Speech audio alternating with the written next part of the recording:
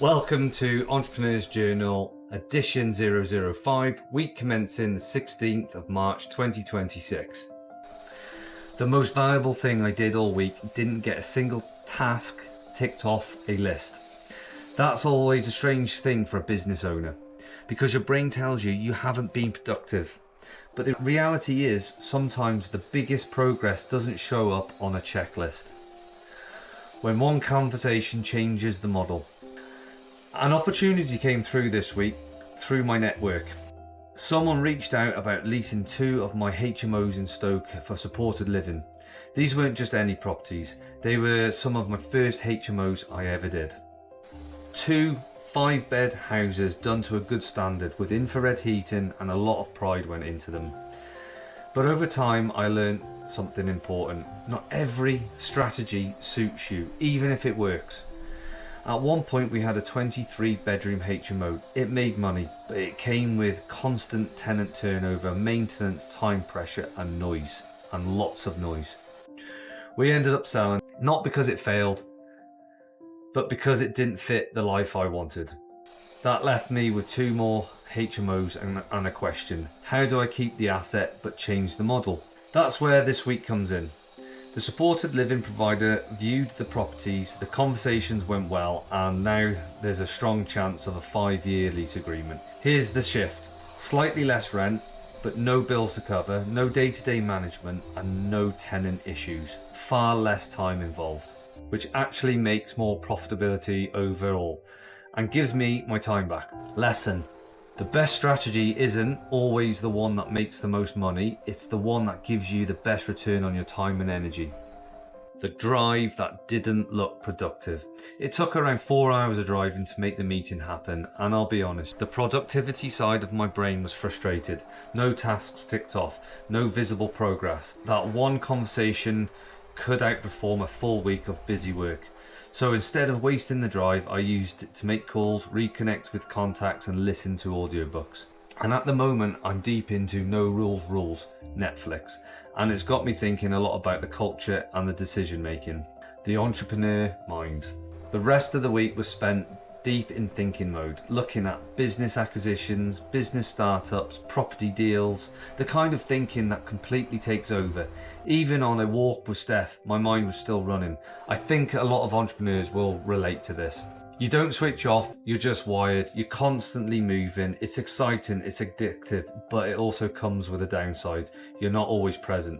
Lesson, your mind is a powerful tool, but only if you stay in control of it.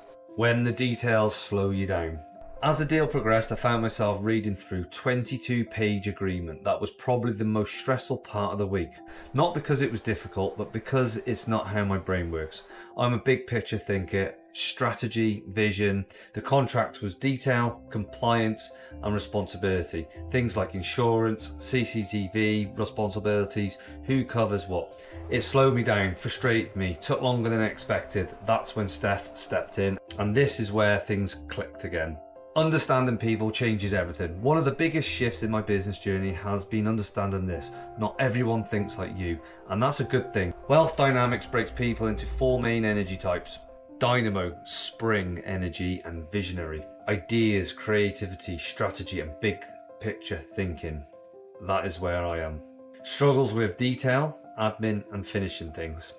Blaze, summer energy, people and energy. They're very good at sales, networking, communication and have a good energy. Struggle with structure and systems. This is your type of sales and marketing guys. Then we have tempo, and they're autumn energy and grounded, practical, hands-on, consistent, loyal, process driven, but they struggle with fast change, abstract ideas, and you want these people in your operations. Steel or winter energy, detailed and data. These are numbers, system, compliance and accuracy, but they struggle with ambiguity and fast decisions. And this is my partner Steph. She is a steel. We've started testing the team properly. One result surprised me. I thought Jake Cartwright was a blaze, but turns out he's actually a dynamo, which completely changes how you communicate, motivate and position him.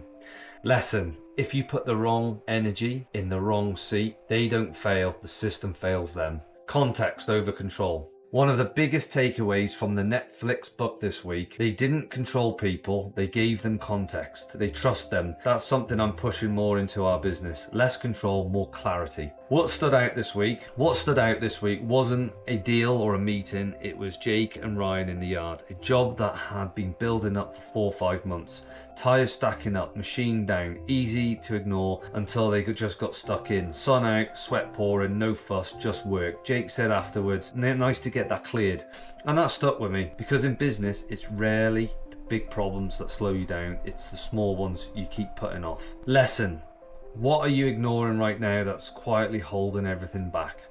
Life in the yard. The weekend blended into work and life. Marley was in the yard chopping logs from a tree that had fallen years ago. Hard graft, simple work, the kind that keeps you grounded.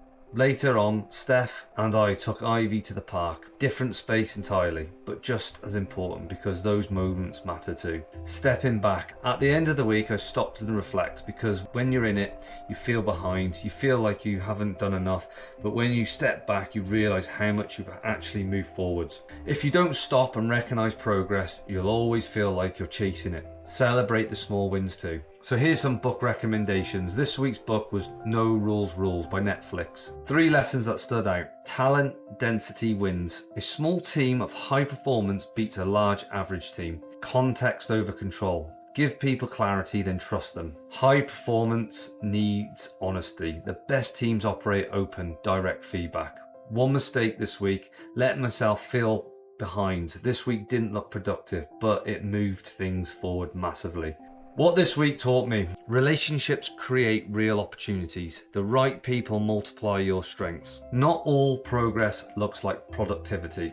Thank you. I'm Tom Dias, Director of Nispec First, Parts Pickups, Gilsfield Road, and a property investor. Stay tuned for more newsletters. Thank you.